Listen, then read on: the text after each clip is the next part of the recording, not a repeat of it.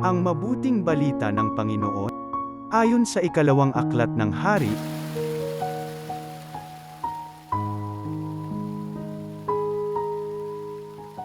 noong mga araw na iyon, sina Aman ay lumusong sa ilog Jordan at lumubog ng 7 ulit. At tulad ng sinabi ni Eliseo, nanauli sa dati ang kanyang katawan at kuminis mula sa ketong ang kanyang balat, tulad ng balat ng sanggol. Sina Aman at ang kanyang mga kasama ay nagbalik kay Eliseo. Sinabi niya, "Ngayoy napatanayan kung walang ibang Diyos sa ibabaw ng lupa kundi ang Diyos ng Israel. Narito, pagdamutan ninyo itong maliit kong nakayanan." Ngunit sinabi ni Eliseo, "Buhay ang Panginoong Diyos na aking pinaglilingkuran. Hindi ako matanggap kahit ano." Pinilit siya ni Naaman ngunit nagpakatanggi-tanggi siya.